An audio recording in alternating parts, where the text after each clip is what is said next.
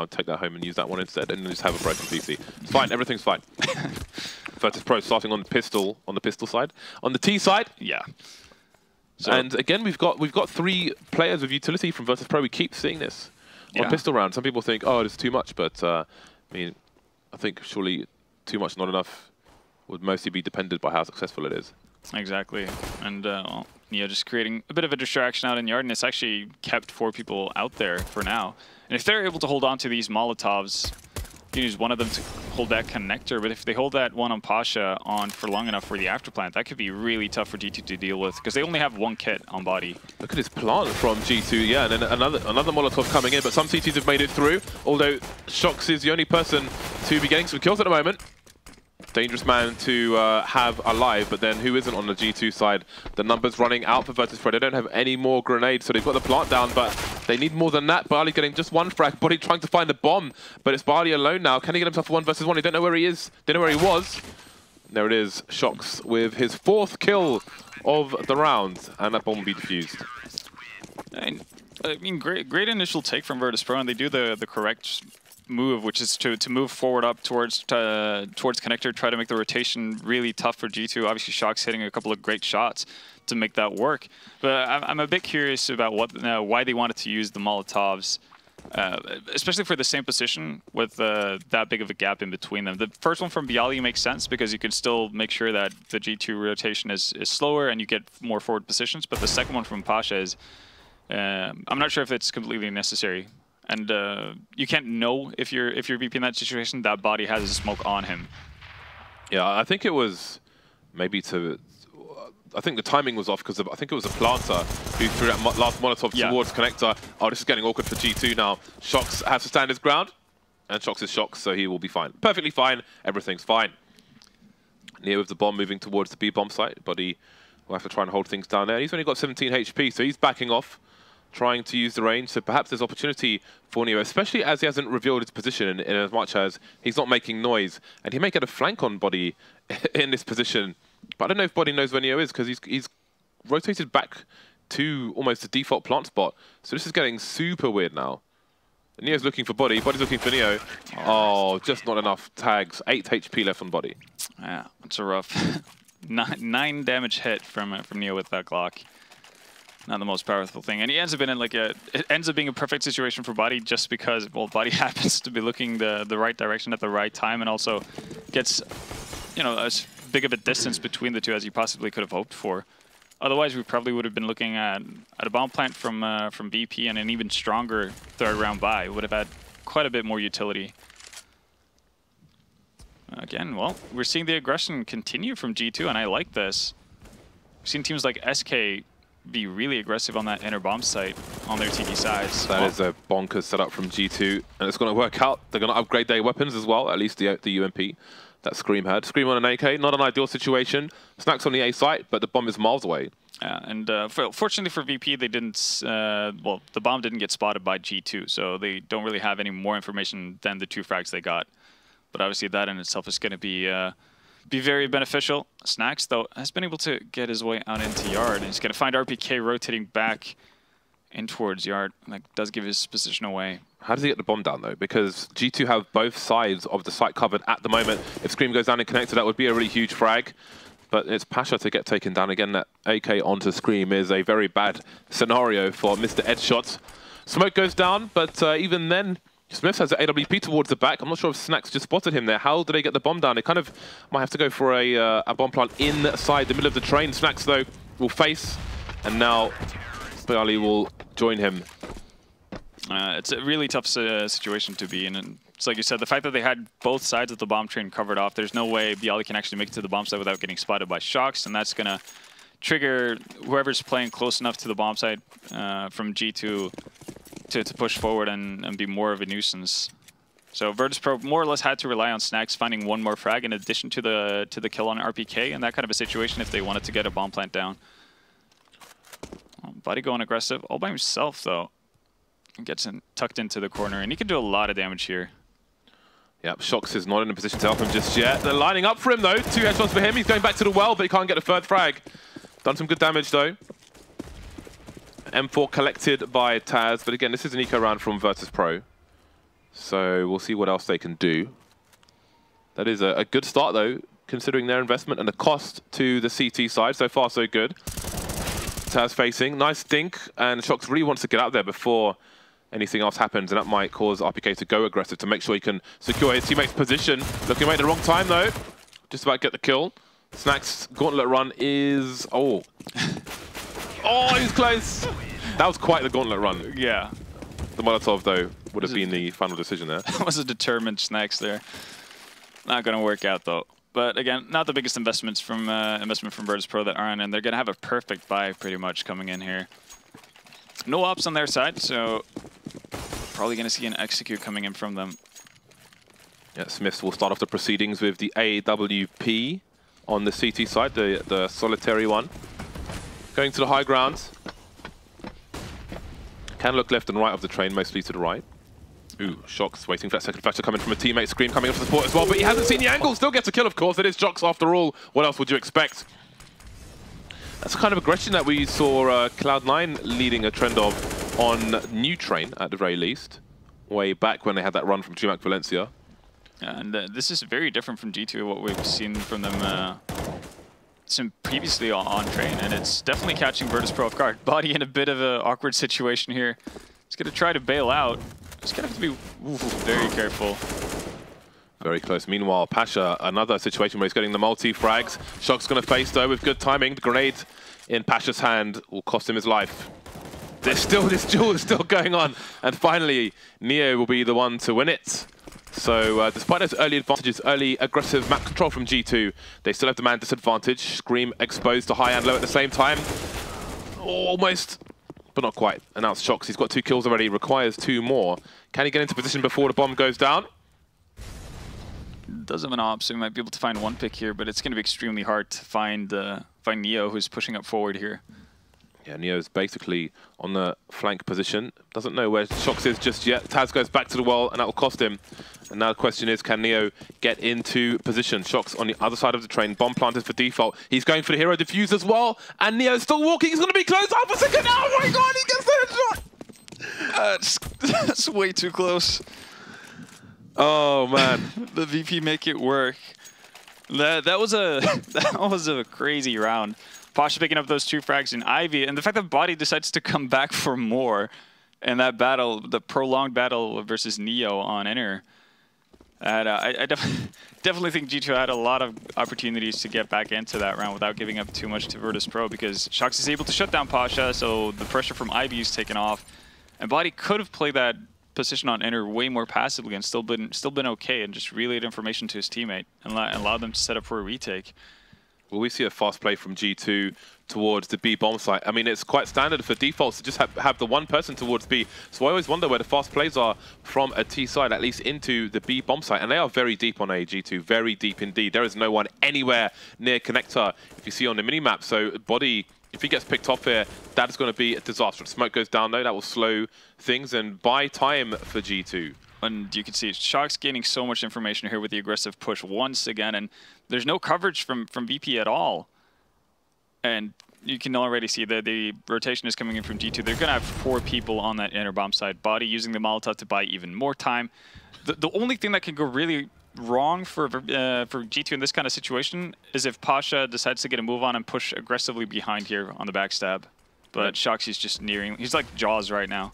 Yeah, they're still deploying them. Oh, that's going to be the bomb. Neo's flashed as well. That's the bomb. Where's the two-man spray down? He don't even know where they're getting shot from. Here comes the flash. Neo forced to look away, but he doesn't look away in time. And there is the bomb. This round is getting demolished, getting deconstructed. And again, Pasha is still miles away towards Ivy, and Barley's on the A side as well. They are so out of position, it's not even funny. It's like the roles reverse. Barley the one going up the ladder.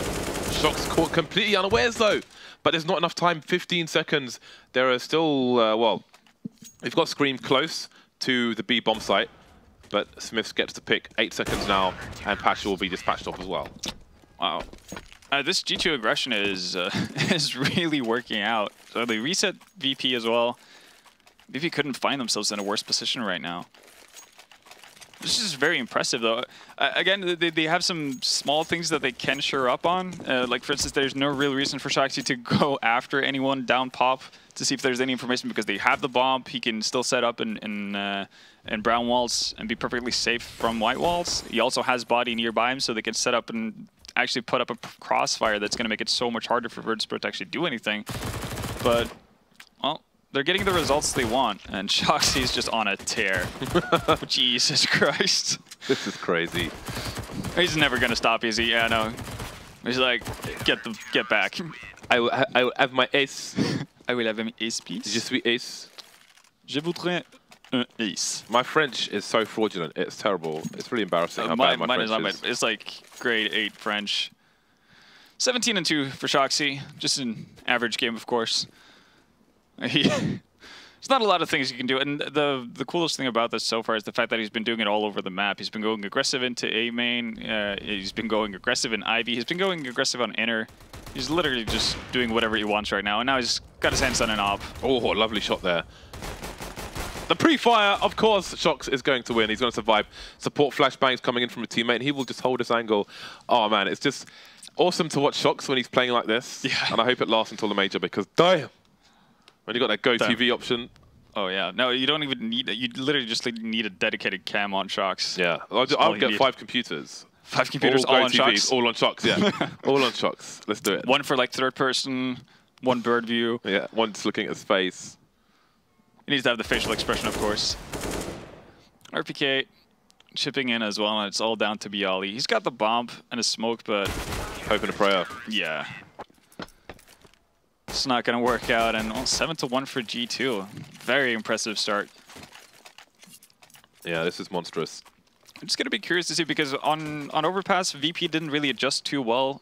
See the aggression coming out from the CT side of G2. And so far, they haven't really been able to find any answers on their T side on Train either. So if this continues on for G2, it's going to be interesting to see what Virtus.pro are able to do. If they're just going to speed up the tempo and basically be the unstoppable force versus the immovable object, or... what the case is going to be. What do you think about fast plays into the B-bomb site? Based on the fact that most defaults are 1 person in B and 4 people in A. I think that's where you find the big strength of it, and why I like it as an option. It's just a kind of similar thing as to knowing the economy, for instance, on if you're playing Nuke, T-side or Nuke, having upper rushes on the first buy rounds, because you know that the CT side most likely won't be able to have X amount of grenades depending on how the first couple of rounds goes. But no one ever does it, is my question. No one ever goes fast B, ever. Way too few teams try it, but it's also part of the fact that you know that the T side can be really difficult to handle on a map like Train, so you want to set yourself up in theoretically the safest position you can to get around and get off to a good start. Look at this, Body's going for a 1-man push through B, despite being the only man on the site. No fear, just playing against what's expected in that respect. Trade's coming in towards the Ivy position, but there are T's all over the A site. Scream boosted up, spots a play towards main. Down goes Snacks, there goes Neo as normal. No more support for the bomb. Taz can't afford to go for the plant there. The boost play kills the round for Virtus.pro. Tactical pause coming in from VP. Understandable. Very understandable, because right now they've tried multiple things, and this time they don't die to the fact that they're being rushed down by G2. It's not the aggression that's messing up this time around. It's just unexpected positioning from G2. And they've been changing up a lot of their CT setups so far just in this game, or in this first half alone. It's really enjoyable for me when you have a team, like G2 did in that round, where you play against what's expected. It's like, you know, you can say it's just, as we go back to that the initial setup of the CTs, you can say it's expected from both sides that you're going to have 1 towards B and 4 towards A, and because of that, you can't afford to take risks with the person who's towards B. But then G2 are like, that's why we can take risks, because you know that we can't take risks. So then, you know, Body's going for his 1-man flanks and so on. Yeah, which is really awesome to see. That's when Counter-Strike is insane. It's like the mind games on mind games. Double ops continue for G2. Again, they got their money in the right place. Had double ops since the previous round. Shox is 20 for 2. He's died twice. He's got 10 times as many kills. Maths. That's a pretty decent KD ratio. So again, we've got Shox now playing close to the connector area, so he can support the high and the low ground from Virtus.pro. Maybe he'll need to on this occasion, because VP on the eco, maybe that play will come in faster. Yeah, Body's just doing a really good job of getting information, spots a couple of people, throws a Molotov, and now he's probably going to go back to holding higher. Actually, Shox is going to do that job for him. Yeah. Oh, the timing! He looks away at the wrong time. He was really needed there. Maybe wanting to reposition. Body does his job well, though. There's the bomb down as well. Shox is going to concentrate on the cross. He's got teammates to deal with the other places. There's Scream taking Neo down, leaving Barley on his lone. So just the one kill for Virtus.pro. G2 will not be too... They'll be nonplussed. Isn't it a nice go at French? Yes. Every now and then. When in Rome? I'm the only person. When in Paris? I'm the only person in my family who's not fluent in French. Really? Yeah, most of my family live in France. Yeah. Did not know this. My half brother's half French. His wife is half French. Blah blah blah. It goes on even further. Shox and Scream around the connector area. Smiths and RPK going for a push towards Ivy. Not going to work out for him though. But Shox is there to trade on the site, racking up those kills yet more. He's going to go down. Trades all over the place. 2 CTs left. Make it 1. RPK doing what he can. Even if he doesn't win this round, it's still not a big deal for G2 because they can reset the economy again. If he kills all but 1, then that might be okay as well. So Virtus.pro get around on the board, but again, they have to win consecutive rounds now. Otherwise, we may end up with a 13-2 scoreline. Yeah, VP actually, well, the first time they bust out a really quick strategy, which is just a very traditional yard push. They decide to follow this up by having 2 ops, which is definitely not going to allow you to do a similar thing. So, change of pace once again from VP. Taz is actually just going to commit out into the 7 train here. So far so good. Smith picked off, pushing towards Ivy. There is another CT there though. Scream and RPK trying to hold things down. Shox facing main, and there goes the bomb. This is worst case scenario. This is why it's okay for G2 to win, to lose 1 round after all those consecutive rounds. If Virtus.pro win this, lose this, they get $1,400. They're smoked off the bomb now, and all the Ts that remain are separated, so they can't even trade. And it seems like G2 falling slightly behind. They still have enough people. Okay, they seem to be falling way far back here. Probably realizing that they don't have anyone on inner. And in a situation like this, they don't necessarily need to hold on to the bomb either. That's not really the main goal with so much time left on the clock. They know that they're going to have to pick it up eventually. And as long as they have a rare eye on it, they can have a good timing of what's going on with VP. RPK taken down on the high ground. Just looking away. Got flash though. There are 2 fast kills for G2. And now there are problems. Scream popping out though. There goes Barley. So 37 seconds left. Scream repositioning, and he needs to be careful. If he goes too far forward, his silencer will expose his position, and Neo might spot him. Patcher with the nade in his hand, gets taken down, and there goes Neo as well. Indeed, it's worst case scenario for Virtus.pro. They win 1, they lose 1. It's 10-2 for G2, and look at the cash on Virtus.pro. What cash? Exactly. It's not there, and well, Shoxy's just relentless with his aggression. And for the start of that, or midway through that round, it looked like G2 were actually falling back and being happy about just letting VP pick up the bomb. But they end up in a weird situation where they have nobody watching Ivy. I'm not really sure what part of the map RPK is supposed to cover in that kind of situation, especially with Shoxy in that forward position when he's being left by his teammate. So even though G2 are winning these rounds, it's based off of the start and what they're able to accomplish there, more than necessarily the decision making they're making mid-round. Snack's getting peppered. Everybody getting peppered. Again, Bialy all by his lonesome. It had the potential to find 1 kill, but it's not going to happen. Smiths cleans it up with the 2nd kill of the round. Oh well. Scoreboard does look nice if you're a G2 fan. It does indeed. So Virtus.pro, they need 2 desperate rounds on the board here. 4 rounds would give them a chance. 2 rounds would give them perhaps just a slow death. Yeah. Or maybe a quick one, I don't know. I think quick one would be apt. Yeah. A lot of early smokes into yard, but no real follow-up from VP this time, so it's going to be interesting to see how quickly G2 picks up on this. And with Body, again, just doing a good job of just buying time and delaying. That's all he needs to do, and VP have pretty much used all the majority of their utility. Oh my god. I like how Neo is the only person who's fired a gun just yet, and he's got a Tech 9, whereas the rest of the team have got rifles. So that might be a surprise to come for G2. There is an announcement of the first rifle. Body dancing around now, doing great work again. He's been such a good addition to this team. 3-on-3, Snacks with 2 kills of his own. Neo going through the smoke, and there is the bomb at the hands, the feet of Smiths. Barley alone now versus 3. We are 1 round away from that 13-2 scoreline. This is looking pretty dire for VP. It's pretty remarkable to see like in how many different ways G2 have been able to win this. Okay, they've been mixing it up with aggression and mixing it up by, well, they've made it work with passive holds as well. Double ups that have been out. They've been successful with pretty much everything they've attempted so far this game, and VP on the other side, they've only had real success with that one aggressive push out into yard, and well, Snacks dying to Molotovs, running out in yard by his lonesome is not going to help. Body going back to the wall, but how many times will he go back? He's got 25 HP, definitely needs to get out of there now. Doesn't want to give up that AWP. Of course, he will still hold his ground, and that's just G2 style, which is totally awesome. Still there, finally goes down, but that's just a one kill for Bali, and he's surely doomed. That said, there's no one on the site, but Shox is coming in from the back, and he's going to be unexpected. Is there a knife? Turns around. Shox still gets the kill, and that puts him on 25-5 on the first half. On the first half, yeah, that is insane. Oh man, I hope Thorin's watching. Yeah, probably is. A few boxes of Kleenex, of course. Virtus.pro, time to defend. At least they'll have the ranges of these USPs. Perhaps there is something to be done for Virtus.pro yet. Not over until that lady sings. Virtus.pro usually have good CT sides on this map, but they haven't really given them too much of a cushion to work with. And 4 decoys being picked up with the Kevlar here. Not really sure what they're going to be used for.